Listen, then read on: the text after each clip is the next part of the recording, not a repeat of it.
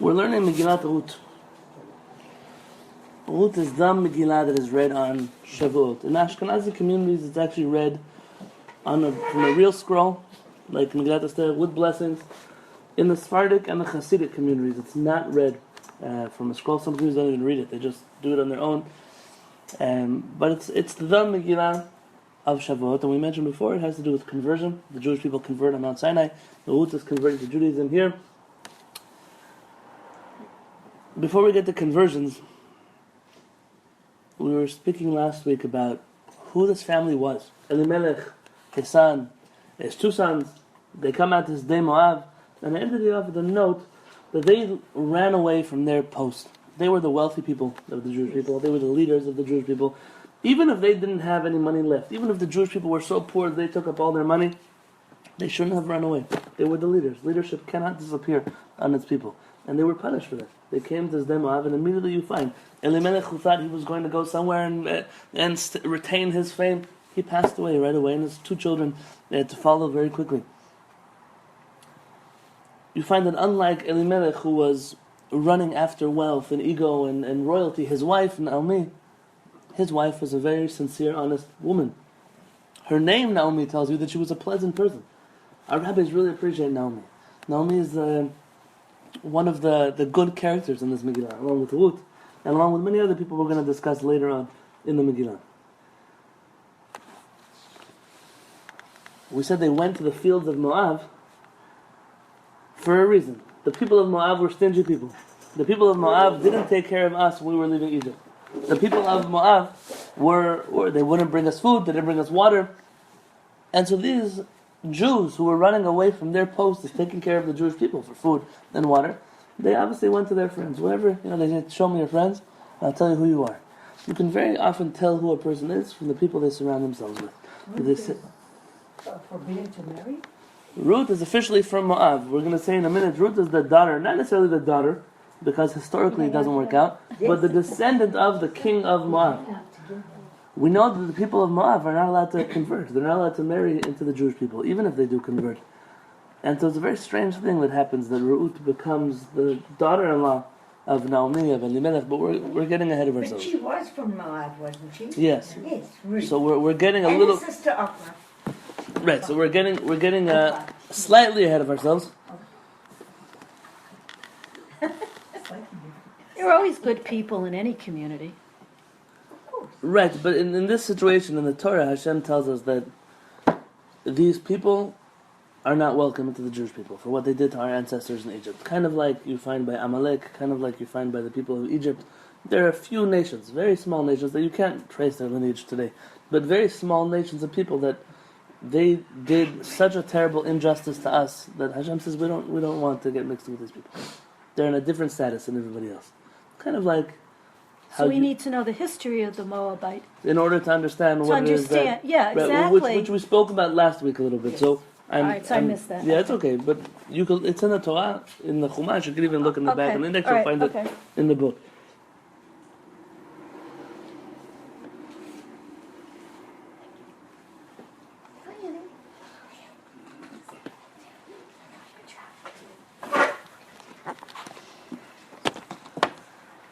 Vayamot Elimelech, verse 3. Elimelech dies. Ish Naomi, the husband of Naomi. Just interesting in Hebrew grammar, you find here that Tanakh uses the word Ish, the man of Naomi, instead of Baal, the husband. Baal could also mean the master of. The word David Ben Gurion took issue with calling a husband a Baal. He said it feels like he's an owner of his wife. And he points to a few places in Tanakh where the word Ish is used. Okay, listen, it's either way you go. And Ish Naomi, so he passes away, he's the husband of Naomi, but Tishael he u'shnei banea, and she's left behind, her and two of her children. A rabbis ask, why does it say that Elimelech dies? He's the husband of Naomi. We know he's the husband of Naomi. We already said this in the second verse. The man is Elimelech and his wife is Naomi. So what do our rabbis tell us? That look what this man did. Sometimes people think that they're running somewhere where they're going to be more famous, they're going to be greater, they're going to get more. They're just saying, it's a folk saying, not a Jewish folk saying, that says, beware of the devil who replaces him. Do you know what I'm saying? Yes. Sometimes you think you're going to switch up one bad situation for a better situation, but it ends up that better situation is worse than the first one you were. And so you never, in halakha, we actually have terminology for this. In Jewish law, we say, it's better to know for sure what you're in than to get into a situation where you're not sure what the situation is. Because that unsure situation might actually be worse than what you're in right now. He thinks that he's going to run away from Israel. He's going to run to Moab. He's going to be accepted in warm arms. He's the leader of the Jewish people. He ends up dying out in the fields of Moab. He dies to his wife, our rabbis say, Lo nikar chesrono ela liishto Naomi. Our rabbis say that the only person who really noticed that he died was his wife.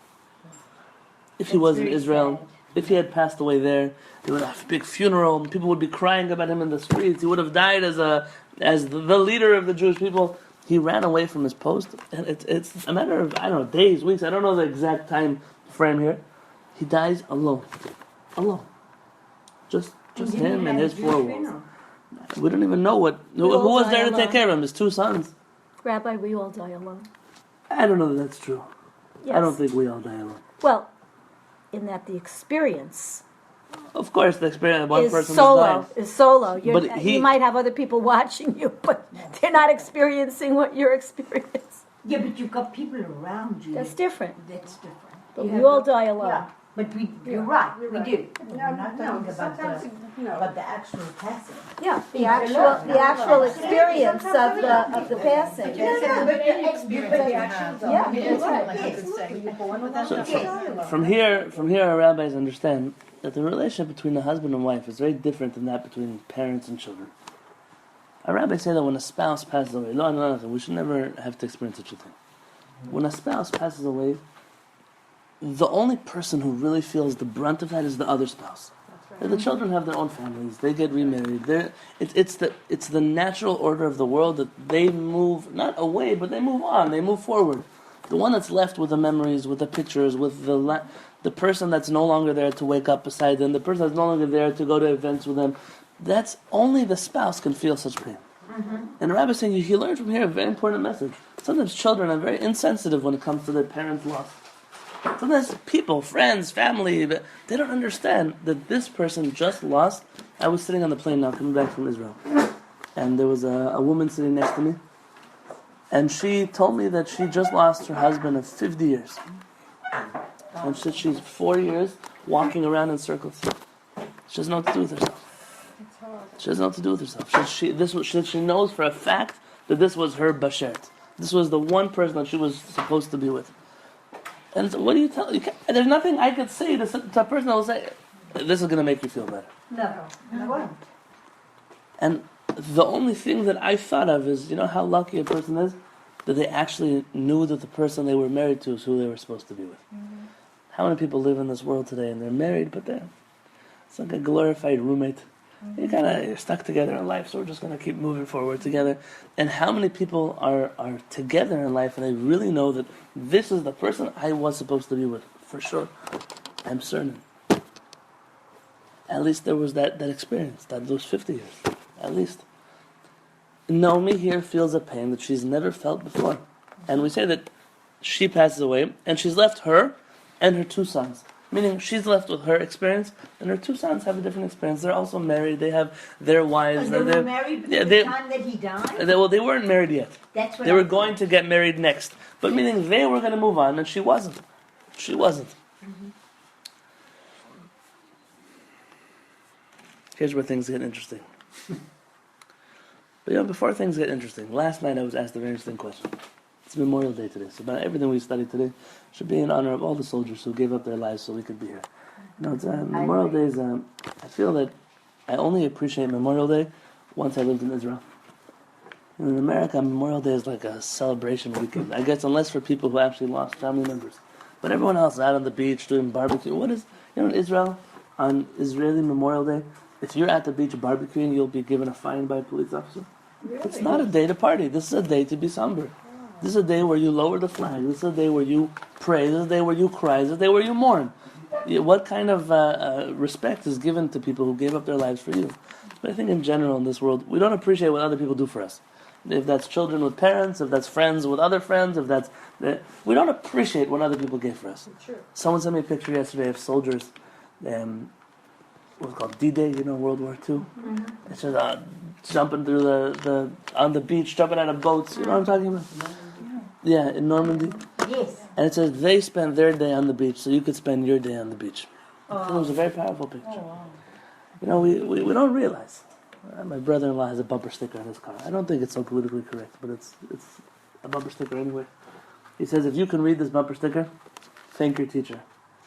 If you can read it in English, thank an American soldier.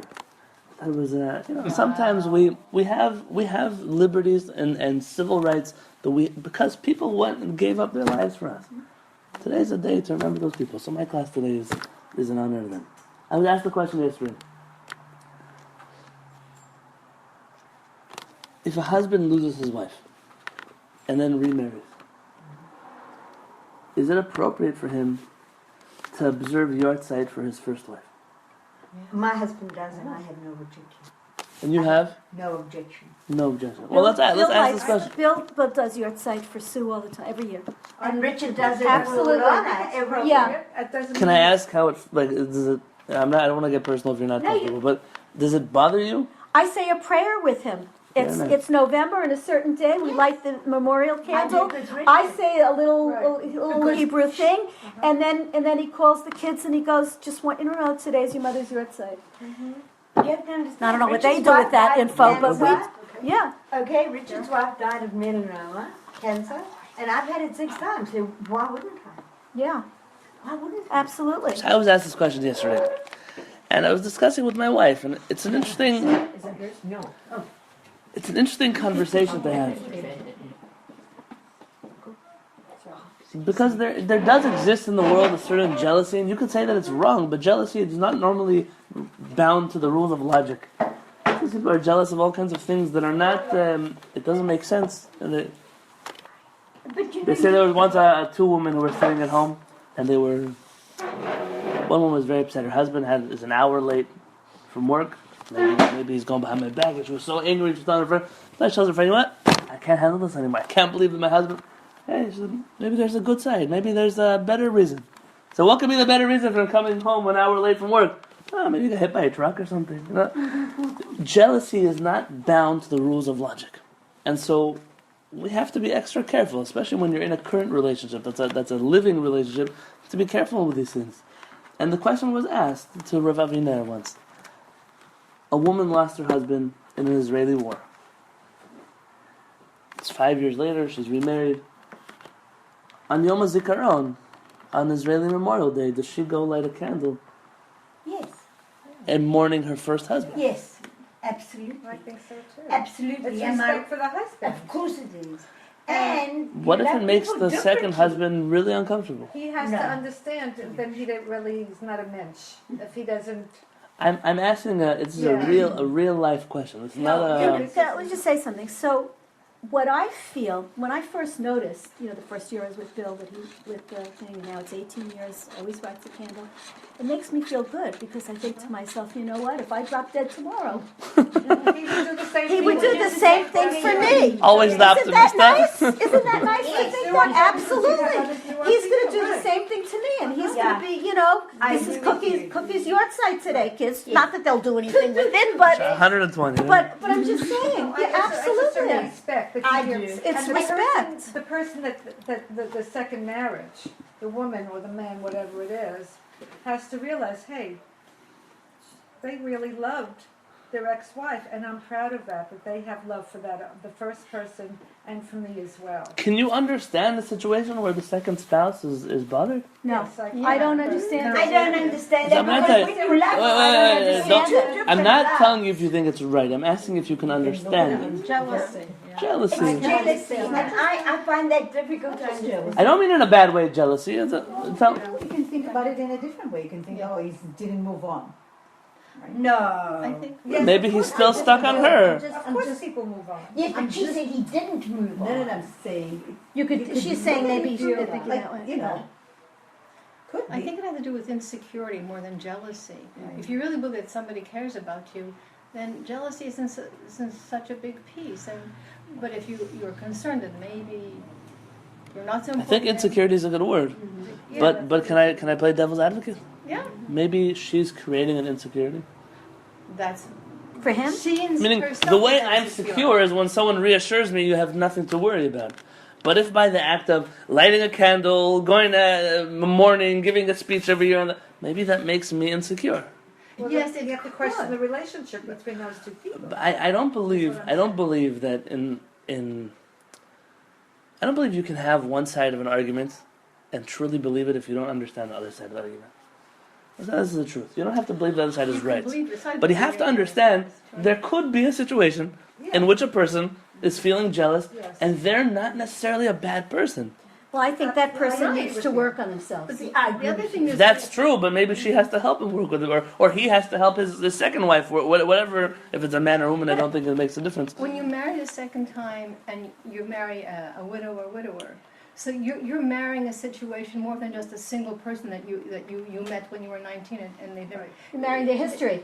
Right, it comes with their children and their in-laws and everything. So let me tell you, this situation really bothered me for a long time because I saw this letter from Rabbi Yonatan, and he writes that even though you're marrying a situation, he writes what you said. Says she's not allowed to go to the funeral, not the funeral. She can't go to the memorial service. She should not light a candle anymore. And that answer very much bothered me. And I'm a big fan of Rabbi Yonatan. That's very But that Rabbi answer, who? Rabbi Shlomo Avineri. I'm a fan. He has a right to his opinion, and probably he's been in that situation more often than we have.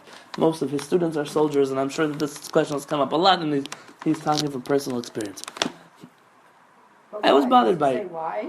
Does he say why? Because now it's time to focus on the second relationship, and the first wife would have very much appreciated if he would give all himself to the second wife. And But not remember you her never one? love someone the same way. Hashem is going to remember her. She's this is her. You never love somebody in the same way. Oh well, but that's is the problem, Avril. different. If you never love someone in the same way, that's exactly what the husband is feeling. That's the insecurity he's feeling. But we're taught to that the soul is always evolving, right? And the soul is lifting up, and that's why we have our 7 days of Shiva and 30 days of mourning, etc. And we're doing our prayers to elevate the soul.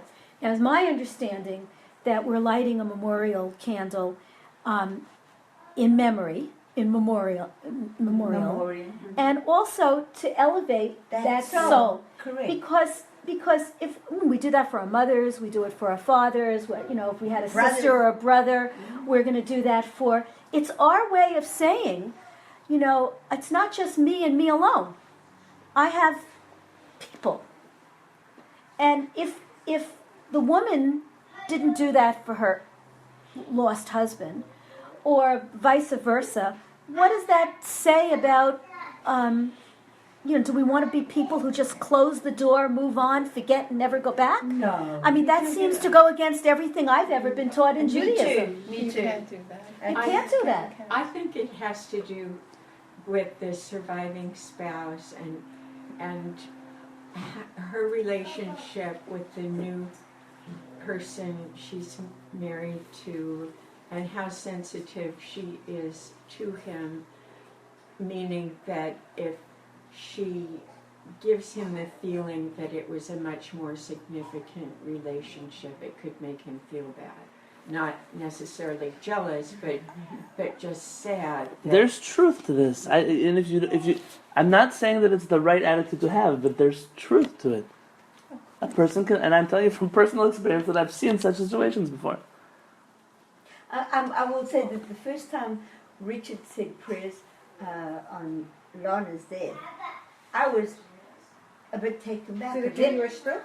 the first time. But then I realized, as Paul had said, no, I think he did it for himself and for his daughter. Yes, I and told it was you. worth doing, and I saw the good in what he was Very doing. nice. That took And for the took children, something inside of you. Right, you can't pretend Oh, that you didn't have oh. children Wait, together. oh. Okay, your mother is now dead. We'll never talk about her again. Bye bye. Nonsense. I mean, who? Oh, so do let's you know what I'm let's not. saying? I was in New York Set aside last our summer.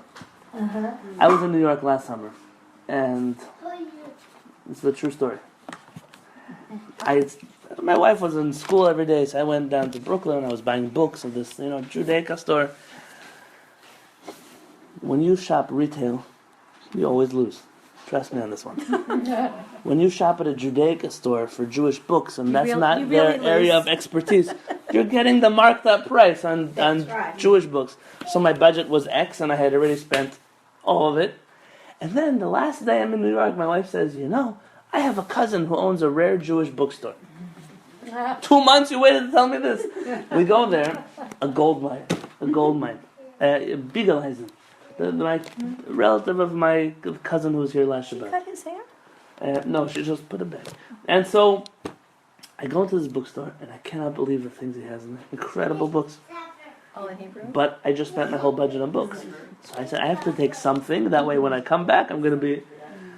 So I'm going through the books, and he had a whole wall of Sephardic books in Borough Park. That's a pretty impressive thing, I have to tell you. That's A very pretty impressive thing.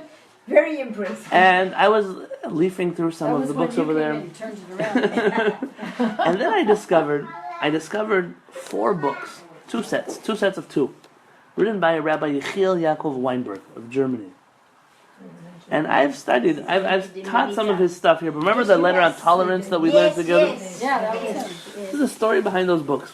2 books, each this size. Beautiful books, nice print inside. I've always wanted his questions and answers, his response, his halakhic works. But they were very expensive. They were like 6 volume sets, $200, $300. And it's not exactly the kind of book I think I'm going to go study it from every day. So I always was on my wish list, but not for right now. I take these 2 books off the shelf and I say, how much do they cost? So he looks, they have these magical numbers in the old Jewish bookstores. That way you can't tell the price, but they can tell the price. Yes. I don't know how to read those numbers. One day I'm going to learn. And he tells me $20. I said, $20 per book. That would mean $80 for the set. He says, no, $20 per set. And for $40, I bought 4 books. And I came home with gold. I've been learning his books ever since. You've heard me quote him a number of times already. I've fallen in love with this personality. And Rav Weinberg always takes on questions that nobody else wants to deal with. And the last letter that and I was talking to my wife, and I remember reading about this somewhere. And last night, finally, like 1 o'clock in the morning, I remember it was in this book. I ran to the bookcase. I pulled it out. It was this book here. This letter. Rav Weinberg was asked the same exact question. Hi, Abba. He's asked, "Im mutar le'adam shemeta alav ishto." Is a man who lost his wife allowed, v'hu nasa isha achei gimel regalim, and after a significant amount of time he remarried? Is he allowed liot nochach? Can he be present? Behamadat matzeva liishto harishona. He gets married within the year to her death, but after, not the next day, a number of time has passed, but it hasn't been a year yet. Can he be at the tombstone revealing of his first wife, ulidosh drashat hesped b'shifcha, and can he give the eulogy at that ceremony? Okay, so what he did was he was married a second time before the 12 months was Yes. up. And you want to know if and it was his wife that passed away, and you want to know whether he can give the eulogy. Of course he can. Can he be there and can he give the eulogy? Why not? I mean, not prohibited or permitted. His What's the children. right thing What to about do? his children? Well, this is the question we've been talking about. Are there children? I think he should really maybe not see anyone new until after there's an unveiling. Would be the most Jewish honorable thing to do. Nowadays, they do unveilings before 12 months. That's right. I was shocked. They 6 months, 7 months. In Israel, they do the unveiling on the 30th day. That's right. Yeah, so here they used to wait 12 months and then you did it. So let's read what he said. He said he saw a book. Tradition somehow. It wasn't 12 months. Now they do it early. He said he saw a book I see. called the Ilchot Kolbo of Rabbi Greenwald. I don't know who he is, but Rabbi Greenwald, and he brings down in a book named Dudei Hasadeh. This is the name of the book. Shelo la'asot ken, that one should not do that. He shouldn't be there. Why? Mishum shehu gorem ogmat nefesh leishto hashniya. Right. Because he causes immense suffering for his second wife. I didn't see it. This is one opinion. He brings out an opinion. This is Rabbi Greenwald's opinion. And then he writes in the name of Rabbi Gintz, it's another rabbi, שלא נכון להדליק נר לאשתו הראשונה בפני אשתו השנייה. That he should not light a yahrzeit candle for his first wife in the presence of his second wife. שלא לצער אותה, in order not to cause her suffering. but להזכירה בהזכרת נשמות מותר, but to mention her at Yizkor, at the synagogue, is allowed. לפי שאין האישה השנייה שומעת, because his second wife probably isn't paying attention to what he's saying at Yizkor. Wait, en makom l'hakpada, and even if she was, she doesn't have the right to object to that. Okay. Who said this? One Rabbi Greenwald and one Rabbi Gintz. These are two opinions brought down. That Rabbi Weinberg says, I saw these two rabbis, these are their opinions. Can I ask you a question? Yeah. We're very concerned about the new spouse's feelings and being hurt. What about the person who lost his wife or her husband? Doesn't the new spouse share in that person's pain? I mean, you just say, well, he married me now, so whatever happened before, and whatever pain he has over it, that's his. What kind of a marriage is that? Well, assuming that he's not in that so much pain by the time he marries. Otherwise he wouldn't marry. But don't forget somebody. You're married to somebody, you don't just forget it. No, there is a difference. You're not supposed to forget, but the pain, is. When you lose is somebody immense. important to you, the pain doesn't go away in 50 years. It's not. I'm not saying it's different. It's a different pain. Oh, I By the agree time with you're you. ready to marry someone, obviously the pain is different. But I don't see what difference that makes. If you say You're ready to move on. Why are we all looking at this always from the one who lost someone's perspective? What about the one who's willing to marry somebody and says, I want to marry you, I'm even happy, there's a certain amount that I can tolerate hearing about your first wife. But that's you don't have to talk about it all the time. But if there's a certain one day a year, he pays respects to her. Okay. So watch what's going to happen. She's going to come to the funeral, or the tombstone revealing. He's going to get up there and talk about his first wife, and he's going to cry, and say more about how much he misses her, and how. And what is that? But he's going to. It's a natural reaction of a person who lost someone. No, it's not. We're not getting up there and saying, I hated my first wife. Wait, hold it. But you have to understand, what about the second wife? Yeah, right, but question. What about the person who wants to have pictures of his dearly beloved all over the house? Okay. I'm asking you, what about that I don't too? know. He's clearly not ready to He's move not on. ready to move He's on. not ready to I mean, move he on. would do that. I know Yeah. that. But is it fair to ask the new spouse to do that? I don't. I want to keep reading. It says here. Yeah, okay. Are there children in this question? It seems like there are. It's a good question. Said, let's have a picture Does it make a of Phil. difference? Does it make a difference if there are children from this marriage or not? Yeah, Yes. absolutely. I have pictures of So let's see. What is the difference if there are children? I want to hear, because you can read that in two different ways. If there are children, Listen. my response, if there are children in this case that you just said, and he's already moved on within the first year, those children are the ones that should be speaking Oh, about this their is very mother. creative, because I thought this too. They I mean, should this be is speaking an about attitude the that I was mother. able to think about was, maybe at this point in time, it's the children who say, listen, it's our job to remember our mother. We want you to move on.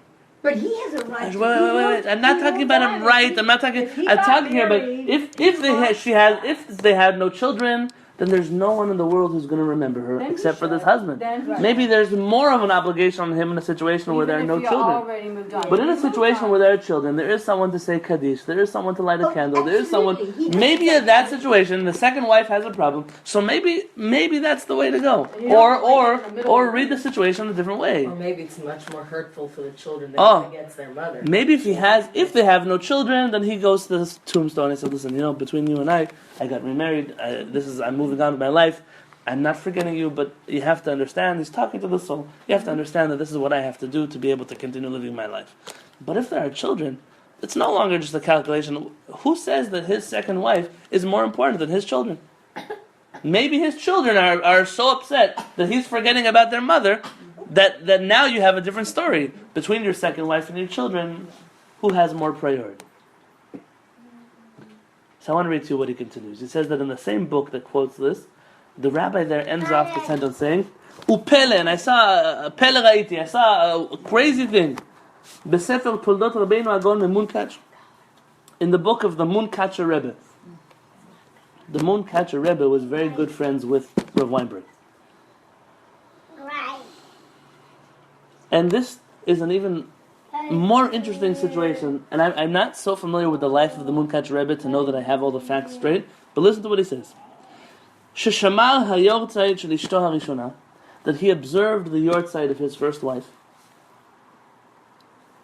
But listen to the story. She didn't pass away on him.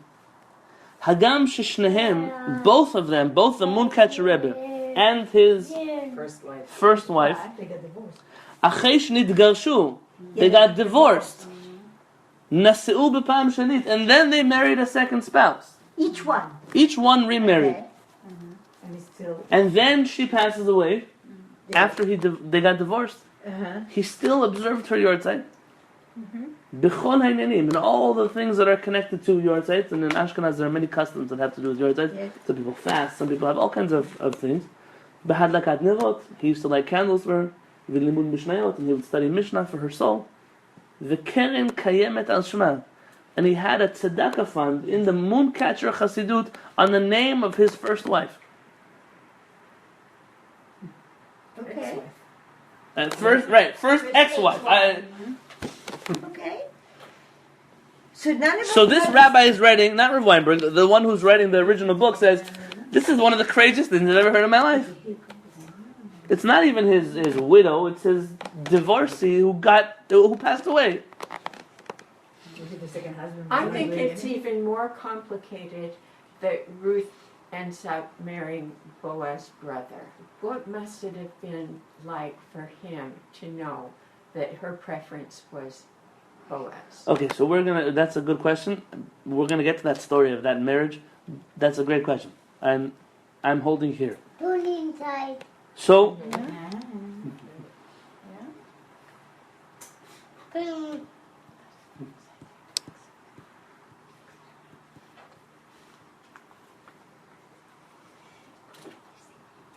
So I want to read to you what Rav Weinberg writes, because this is what most of you have been saying. Rav Weinberg says, but I had no intention to get into his letter today. I just, we did, okay? Avril's worried that the helicopter circle. Oh. He told her they're looking for her. Ve'la'aniyut dati, says Rav Weinberg, and to my humble opinion, en ze pela, I'm not so surprised at the Munkatcher Rebbe. Shaisu רק לקבל תנחומים. שוב סימן לאבלות, כשהוא מטבל הוא גורם צער לאשתו השנייה, he's quoting something else, אבל הזכרת נשמות, but remembering someone's soul, ולימוד משניות, and studying Mishnah, וכן העמדת מצבה, and putting up a tombstone, ודרשה בשבח המתה, אינו סימן לאבלות. All of these things of mourning, giving a eulogy, it's not a problem of said what a second wife will understand is he's just memorializing his first wife. Who was his friend in life, his partner in life for many years. And we don't have to worry about the second wife being so upset or bothered over it. Is it possible that the second wife could even think that her spouse is going to forget about his first wife? That he's just going to uproot any memory of her in her mind?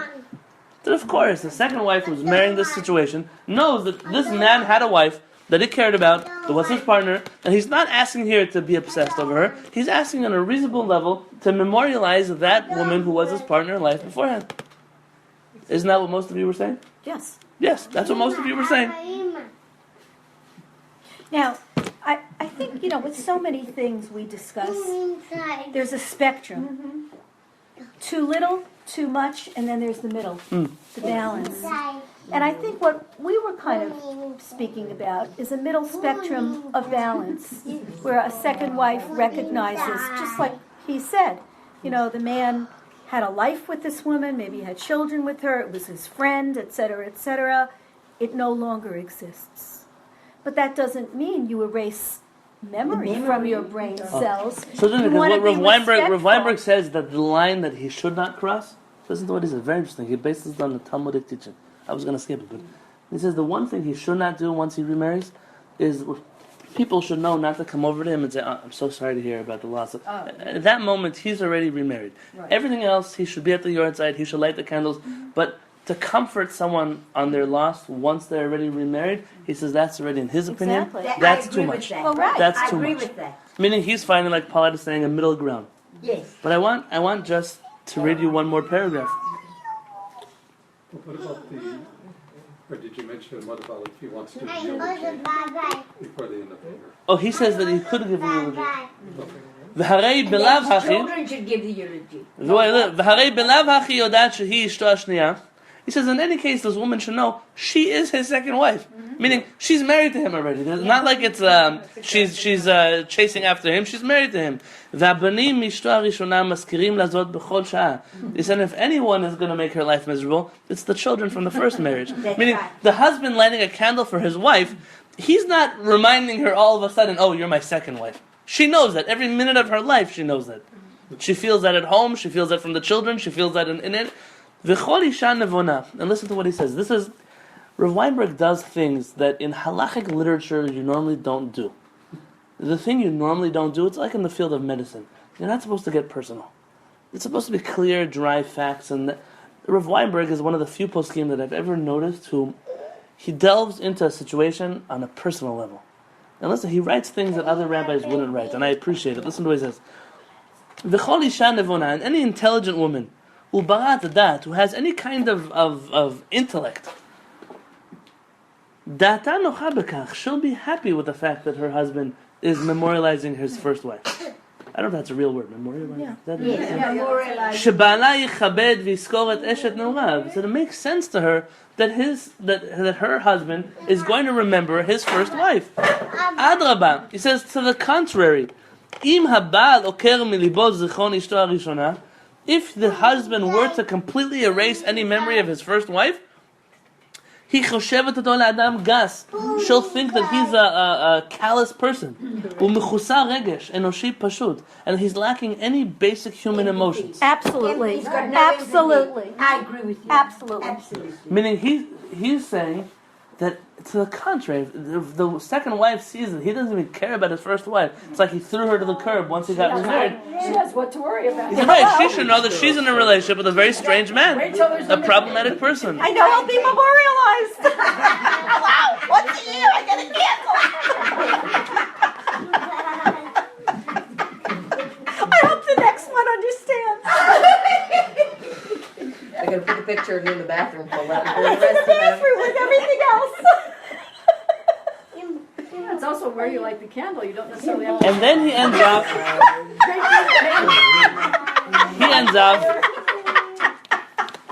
Barry, now you know I have to edit something. He ends up. Very good, Judy. Barry, by the way, edits these classes. He's never sure why there's so much laughter going on here. No, there's so much laughter. I just had to see it firsthand. Yeah, he hears it. You know, sometimes I think I should write an owner's manual for my husband. If I ever ask. You're assuming he's gonna read it either. So, No, the new spouse. Oh, okay. The new spouse. He doesn't like this. No surprise. There's a joke of a Polish woman, Polania, that before she, she asked a painter to take a portrait of her, and she asked him to put like beautiful set of pearls, Yes. right? She said, "You don't have pearls." She says, "Yes, but when my husband marries second wife, she'll go nuts looking for those pearls."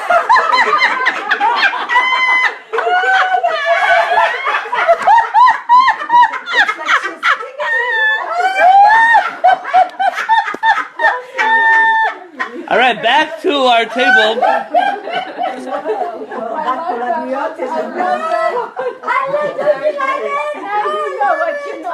Rav Weinberg says one last point, and he says, he has one last thing to say. Shaar. You're right, die, enough. And that was enough. Chaye knew. But he said, oh. He says, furthermore, if we're already taking into consideration the suffering of the second wife, what about the suffering of the children? Imagine the pain they feel when they see their father has completely uprooted the memory of their mother from his mind. According to this, he says, maybe it's according to me, also the second wife has to the second wife also has to take into consideration the suffering, the anguish of the children. And she has to show them she also has to do things which show that she also appreciates their mother and his first wife. And there's also an obligation as a second wife, she's coming into a situation where she also has to show sensitivity. It's not all about her, it's also about the children, it's also about the husband. And therefore he says, I think the custom is correct, like what the Munkach Rebbe did. And there's a law in the laws of mourning. It's the only place in halakha where wherever there's a question as to what to do, you're always more lenient. Because in this situation, you must follow the Munkach Rebbe, and he signs his name, Yechiel Yaakov Weinberg. This is how he ends off this letter. And when I was reminded of this letter yesterday because of the conversation that we had. And I'm thinking, this how true is it when I'm reading here about Elimelech and Naomi, and imagine what Naomi must be going through. Her children in the next verse get married, they're moving on, and she's left alone to think about her husband alone. I think there's a lot to learn from that, and a lot to learn from appreciating a person's spouse while they're still alive, and after they pass away, and to realize that there's no one in the world, there's nothing in the world that can comfort them. Depends on the person who's left. I mean, we all know people who've had, I know people who've had 50-year marriages. Sure. And have lost their spouse. And 3 months later, they're with another partner. That's right. You Yeah, sure, So- you sure it was a death and not a homicide then? And you know, you can say many different things about that. And I have. But you can't judge it. You can't judge. You can't judge it. I'm just saying, you can't judge it. And sometimes I've observed the best of marriages, long-term marriage, 50, 55-year marriages, you're always shocked that the person that's left immediately finds another friend, companion, spouse, whatever you want to call it. And it's always a shock for everybody else. How do you incorporate this new couple, if you will, into your world, your history, your life, and everything? But it's there, and it happens to the best and the most spiritual and the most religious of people. I They agree say with it you. generally happens with a man. If a man and a wife I've seen it with women. I've seen it in both situations. Yeah. And I've seen the opposite. I've seen people who refuse to ever get remarried, and I respect it also. That's right. Absolutely. My grandmother lost her husband when she was 15 years younger than my grandfather. And she lost my grandfather she was very young. She was I don't know how old exactly, but she lost him in 1987. So she passed away in 2012.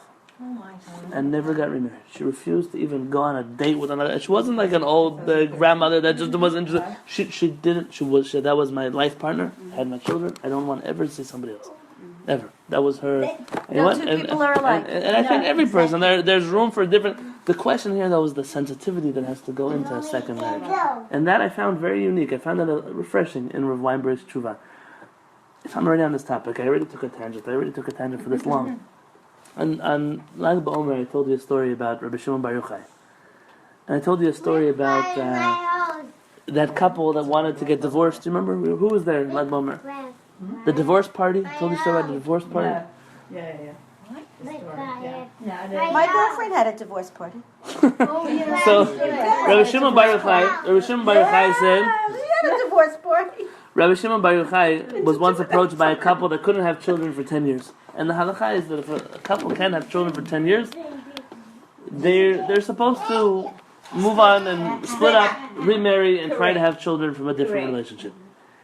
And this couple came to Rabbi Shimon Bar Yochai, and the 10 years they didn't have children, but they didn't want to get divorced. They didn't want to split up. And Rav Shimon Bar Yochai told them, listen, just like you got married in a wedding with music, with dancing, with the food, you have to also make a divorce party. You have to leave your relationship with dancing, with food, and so they made a divorce party. A wedding, but for their divorce. And at the end of the wedding, the man was so drunk, he was about to pass out, and he says, I want you to, I'm not fighting with you about the house, about the horses, about the whatever it is, you take whatever you want from this house.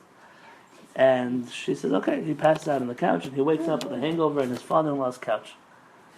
He says, what am I doing here? He says, you said to take the one thing that I want, because the only thing I want from this marriage is you. And he was so moved, they went back to Rabbi Shimon Bar Yochai. They got married. And Rabbi Shimon Bar Yochai gave them a blessing. They should have children, and 9 months later they had a child. And that story there of a divorce party was an interesting story in general. But it reminded me very much of a letter that I once read from Rabbi Yosef Masas, who I've been teaching a lot of lately. And again, because his style is like Rav Weinberg. It's a different style. It's not the same stuff you hear everywhere else. And there really is a halakha. There really is a halakha that the reason we get married, aside from being a companion to someone else, is to have children, to make the world, to grow. Obviously, we're talking about a situation in which people can have children. We're talking about a young couple that's getting married, all kind of situations that are happening. And really we think about, okay, so after 10 years, it's not so simple after 10 years of living with someone who is your best friend to just split up and move on to another situation. And this question was asked to Rabbi Yosef Masas in Morocco. There was a couple. They got married for 10 years, and they didn't want to get divorced. And this was actually a rabbi. His name was Rabbi Pinchas HaKohen from Mogador. And he was a rabbi there, and they said, I know it's the law, but I don't want to get divorced. Do I have to? And Rabbi, that's so cute. He gets a bracha from Pinchas, who's in our community, who's also a Kohen. So he's saying he gets brachas from the Kohen. You get brachas. So he writes something very interesting in this question. Rav Yosef Masas was known to go against many mainstream things that other people were not afraid of going against.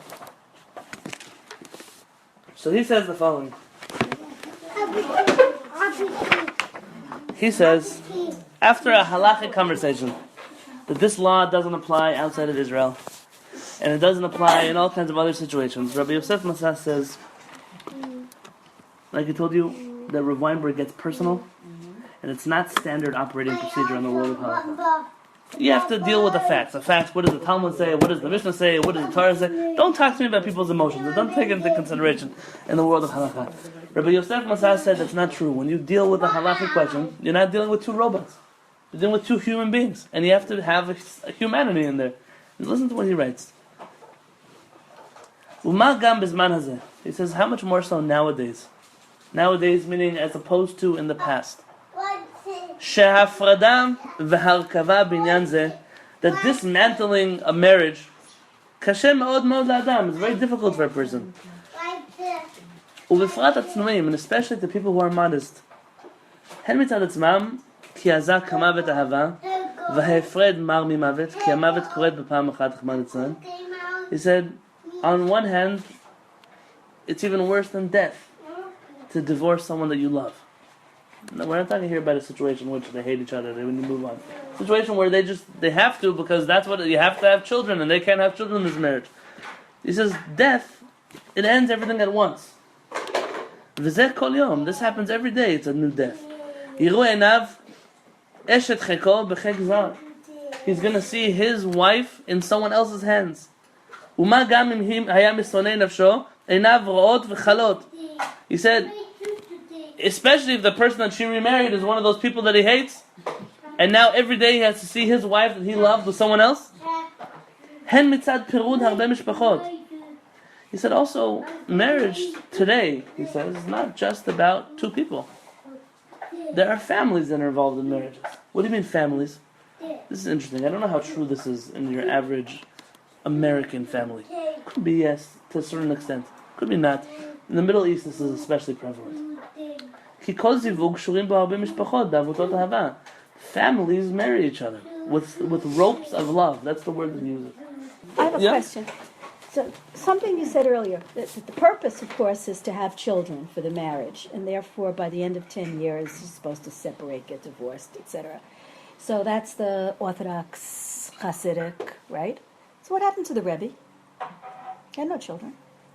I didn't ask, the Rebbe didn't ask me any questions, and I didn't ask him any questions. I know you didn't ask him any questions, but I think if we are talking about that divorce because of no children by the end of 10 years and separating there, and that's the rule. That is the rule. But clearly he's saying it doesn't apply. That's what we're reading now. Well, And that must be what the Rebbe's calculation was, that rule didn't apply either. I guess. But how could you even make a rule like that to begin with? I guess That's what I'm that's questioning. one of the It was questions. so important to have children. So important that somebody figured that out. I don't know who figured that out. Yeah, who figured Why that out, was it and 10 where is years? that written, Oh, so and you have time to where move did on. that show up? Centuries ago. And when did that, it doesn't make sense to me. And if that is the rule, how do you then have and allow someone like the Lubavitch Rebbe and his wife to have the status So let me that they read the have? letter, and you're going to see. All right. כגון בעלי אחיותיהם ואחיות הוריהם. All the in-laws and the siblings, they're all close, different families. ובישבר הזוג, and now when this couple dissolves their relationship, לא לבד כריתת עבותות אהבה, they didn't just kill the ropes of love that bound everyone together. אלא עוד הריגת עבותות שנאה ואיבה לכמה שנים. It says now they start fighting and they hate each other and there are all kinds of problems that happen afterwards, and I'll explain. ומה גם בזמן ההפרד? He said when the couple separates, כמה ירחי עמל ונדידת שינה להזוג והוריו? How much sleep does that couple lose? Do their parents lose out of sadness, out of grief? They didn't want to get divorced. כמה מריבות how much fighting? וכל מין חירוף וגידוף and all kinds of cursing at each other and את אשר ישנו ואת אשר איננו וכל מיני קללות וזלזולים וויזיונים וכזבים ושקרים, and how many times they have to lie about each other. It's very rare to find two people who get divorced like mentions. They just say, it didn't work, we gave it our best and we're moving on.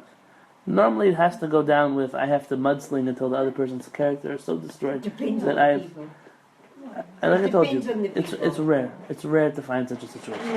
My situation is like that. So you're a rare situation. And even if one spouse is trying to be an angel, the other spouse is not always the angel. You also do. ועלילו דברים, ויש מוסיפים לזלזל גם בשבועות ונדורים וחרמים, ומה גם בעניין פירעון הכתובה והנדוניה והמתנות. They start fighting over money, over how much the houses, the ketubah, the cars, the children. Well, here there's no children. But we're the kama aliyot v'yiridot bedin. How many times they have to go to court, back and forth to court? וכל העם רואים את הקולות ולטפידים ובוזים להם ולועגים להם. And people, they're again in court. The people are judging them. ונוסף עוד העידנה. He says, how many kama mirmot v'tachbulot שעורכי הדין? How much the lawyers are cheating people. לסכסך איש באחיו, משפחה במשפחה. The lawyers make a lot of money off of getting people to fight with each other. Yes. And they heat the debate. And then I just had now recently a situation that I was involved in. That there was two people were suing each other. And silly things people sue each other for. And one lawyer was working with the other side's lawyer to keep the fight going on for as long as they could. Get more money. So they get more money. Yeah. That's I disgusting. mean, they made a deal that they weren't going to settle, both lawyers, behind the customer's back.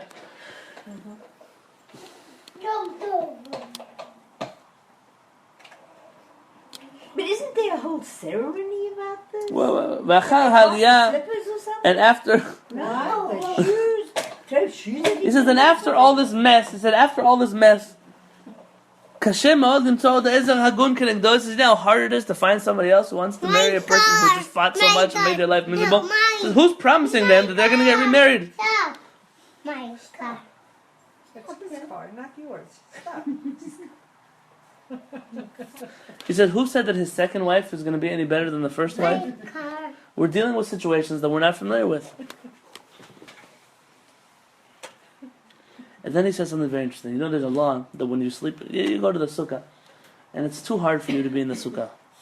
Mitzta'el patur min sukkah. The law is that the person who's suffering doesn't have to fulfill a mitzvah. Now there are obviously boundaries to this rule. But let's say you're in the sukkah, and it's for whatever reason, the sukkah is causing you suffering. You can't be out there. It's too hot, too cold, You're allowed to go inside. If it's pouring rain, you're allowed to go inside because you don't have to suffer in order to fulfill the mitzvah of sukkah. You don't have to suffer to fulfill the mitzvah of sukkah. It's contrary to what everyone tells you. Judaism today is all about, you have to suffer to be Jewish. That's what everyone talks about. They're liars. It doesn't say that in any Jewish text. To the contrary, there's even a story in the Talmud about a rabbi who didn't put on tefillin because his nature was he was getting cold very easily. And to roll up his sleeve, to put on tefillin made him so cold that he never put on tefillin. And so Rabbi Yosef Masas says, so if this is true, and all this fighting, and all the problems they have to go through, he said, who said that a person has to go through so much suffering to fulfill the mitzvah of having children? Who said that a person has to go through so much suffering to follow one rule in the Shulchan Aruch they have to split up after 10 years? And Rabbi Yosef Masas therefore rules he should stay with his wife, he shouldn't listen to anybody, he should do whatever he should stay with the person that he loves because that's important for him. This is probably one of the many reasons why this book has been out of print since the 70s. That's what I'm saying. So, this is one rabbi. He's an out-of-the-box thinker, right? And yet somehow this, like he says, one line in the Shulchan Aruch has taken off and is impacting people. So I'm going to tell you the truth. That I don't know. I'm not involved. I've never have been involved in a beit din of divorce. Meaning I have given gets before, I have signed on gets, I've been a witness on gets before. I've never actually been through the process of being in the court and watching the processions. I didn't ever dabble in this area of halakha. And therefore I don't know what standard operating procedure is in the Jewish community today. I'll tell you that in the years that I have been aware of what goes on, I've never in my life seen a couple get divorced because they didn't have children. Meaning it seems like the consensus on the street is that this law doesn't apply anymore. It seems like that's the consensus on the Jewish street. That's what I understand. I can tell you that I saw a movie. in my own family it happened. Movie is not where you learn facts. No, it's true. It happened in my own family. Where a cousin of mine was married to somebody, and after 10 years they still didn't have children, and they went to the Beit Din to find out the best way to handle this. And he didn't have a brother that she could marry, because that was their suggestion, that she marry the brother, because maybe the brother would be. And in the end, the Beit Din decided that they shouldn't get divorced, they should stay married, and that eventually something will happen. Well, it did.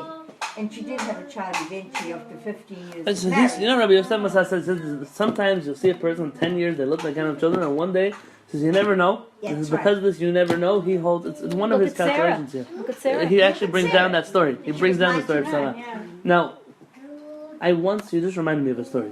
Just now. Rav Peretz once told me a story. When he was growing up in Morocco, he was about 9 years old. And Rav Peretz's father was a very wealthy man. When he came to Israel, he lost all his money. Yeah? It's politics of the secular Jewish state that made religious Jews' lives very miserable. And he came to Israel, but before he came to Israel, his father had a yeshiva. He was the Rosh Yeshiva. He was the chief rabbi in the town. And you have to imagine that, you were in Morocco. You know these houses that are built in squares with a central courtyard in the middle? A few families live there. So his father had a yeshiva, and a few families, and his students all lived together in the same complex. They would do Shabbat together. So one of his father's students had already moved on. He became a businessman, and he would come back every once in a while to visit for Shabbat. And he said, Rav Peretz, and you never hear Rav Peretz talk like this about anybody. He said that the student's wife said was such a nice lady. She would always come and she would bake cookies for the kids, and she would hold Rabbi Peretz on her lap, and she would sing with him and tell him stories. And he said he loved this lady. She was such a good person to him. And 10 years passed, they didn't have children. And this student decided, it's time to... He didn't want to get divorced because he loved his first wife, but he wanted to have children. Now, you have to remember that in Morocco, you can marry more than one wife. Mm-hmm. And so his genius solution was, let's not get divorced. I'll just marry another woman. We'll all live together, happy family. No. And that's what he did. Oh, my God. Obviously, the second one, of course I'm going to be good. Of course I'm going to respect her. Of course. And then, it's like a biblical story. The second wife had a child. And she told the husband, unless you divorce that first wife that you have, I'm not bringing the kid home. That is ugly. And she twisted the husband. He divorced his first wife. And she came to move in with her parents' family. Because you have to remember that in such a world, you get divorced, there's nowhere to go. There's no parents that take people back. It's an old Middle Eastern world. Yeah, it's and he's prepared that he remembers. He said he's 9 years old, 10 years old. It's not like he was an adult who truly understood the situation. He said this girl did not stop crying the rest of her life. He said, and she would live with him, and she would cry and cry and cry. And he said he just knew one thing, that whoever causes that much suffering to another human being, he said something's going to happen to them. He said, he just can't believe that Hashem's going to let it go. He said, even when he went to France and then to Israel, he always kept this man's name written down.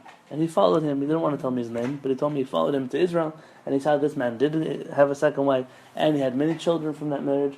And the end of this man's life, his wife left him. She took all his money.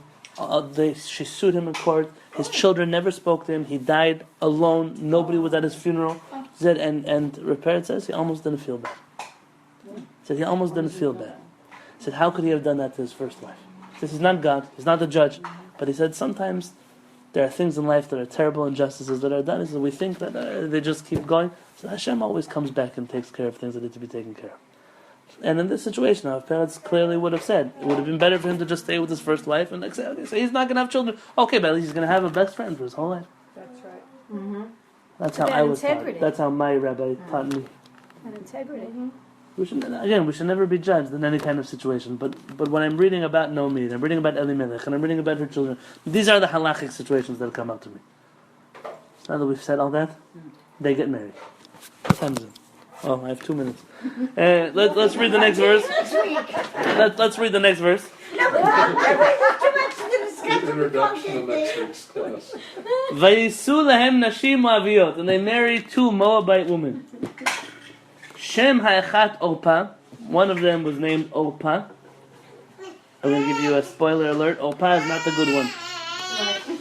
V'shem hashenit Ruth, and the second one's name was Ruth. Vayishvu sham ke'eser shanim, and they lived there. They lived together for 10 years. They were living in the fields of Moab. 10 years. 10 years, no children. No children. Now, Orpah, according to Kabbalah, Orpah, the name Orpah means ha'afar, the dust, the dirt. According to Kabbalah, Orpah comes from a negative force in the world that is connected to the snake in the Garden of Eden that slithered on the earth. What? Orpah. That's her spiritual connection. That's where she comes from. She comes from a negative place. Ruth is the same word as Torah. Torah was the same word as Torah. She is very much personified by the oral Torah. They are sisters. They're sisters. Yes. According to Kabbalah, Ruth in her DNA was already coming from a very positive spiritual place, and it didn't surprise anybody that she went down the road of becoming Jewish, and later the great-grandmother to King David, and the great-great-grandmother to the King Messiah, and so on and so forth. That all makes sense based on, but I'm not a Kabbalist, I'm just sharing with you an idea that came from there. The big question we're going to deal with next week, it says they married 2 Moabite women. Yes. They were 2 leaders of the generation, 2 Jewish righteous Torah scholars. So okay, they made a mistake. They left. They ran away with their dad. They married 2 non-Jewish women? Or do they convert these women? If they converted these women, in which Beit Din did they convert them? No, they didn't convert. If they didn't convert them, then why do all kinds of laws that only apply to Jewish women, like marrying siblings, spouses, Yibum, Chalitza, why do these laws apply that would only apply to Jewish women? If they were converted to Judaism, as the Zohar would like to suggest, then why does Naomi spend any time trying to convert them to Judaism later on in time? Why is she pushing them away? How they already converted to Judaism. If they already converted to Judaism, as the Zohar would like to suggest, as Rabbi Avram Ibn Ezra suggests, then why do they call them Moabite women? Why don't they just say that they were 2 Jewish women who converted to Judaism? And so there's a big argument here about whether or not they converted to Judaism now, or they converted to Judaism later, whether they married 2 women who were Moabites and only later did one of the Moabites convert, or they married 2 women that actually converted to Judaism, but then one leaves Judaism and the second one reaffirms her commitment to Judaism. We're going to discuss the details of that That's next week. really interesting because Ruth, Naomi asked them both to go and she gave them special yes. Orpah left. but Ruth didn't, and she converted Ruth. That's what we understand, but there are Yes. questions on that narrative. Well, Everyone, have a beautiful day. thank you. Thank you.